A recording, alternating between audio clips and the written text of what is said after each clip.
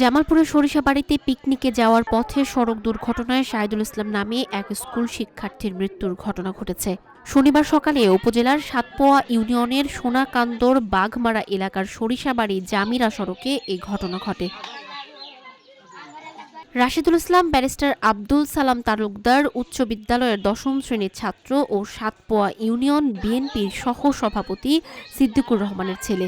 এ ঘটনায় শিক্ষার্থীদের মাঝে শোকের ছায়া নেমে এসেছে।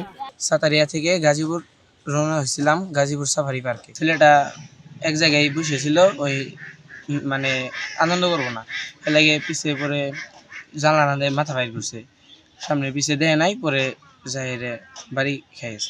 বিদ্যালয় ও স্থানীয় সূত্রে জানা যায়, ব্যারিস্টার আব্দুল সালাম তালুকদার উচ্চ বিদ্যালয় থেকে শিক্ষার্থীদের নিয়ে গাজীপুর সাফারি পার্কে পিকনিকে যাচ্ছিল একটি বাস। বাসটি সোনাকান্দর বাঘমারা মোড়ে পৌঁছালে বাসের জানালা দিয়ে মাথা বের করলে গাছের সাথে বাড়ি খেয়ে গুরুতর আহত হয়ে পড়ে রাশেদুল ইসলাম।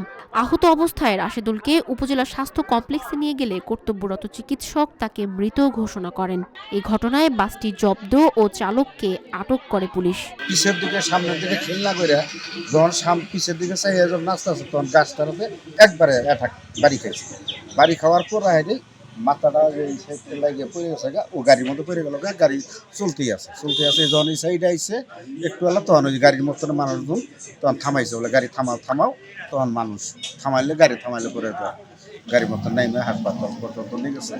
এ ব্যাপারে সরিষাবাড়ি থানার অফিসার ইনচার্জ চাঁদ মিয়া বলেন, খবর পেয়ে পুলিশ ঘটনাস্থলে যায়। এই ঘটনায় বাসের চালককে আটক ও বাসটিকে জব্দ করে থানায় নেওয়া হয়েছে। দুর্ঘটনায় মারা গেছে সে সংবাদের প্রেক্ষিতে আমি ফোর্স পাঠিয়ে দিয়েছিলাম, সেখানে এই বাসটাকে চালক সহ আটক করা হয়েছে।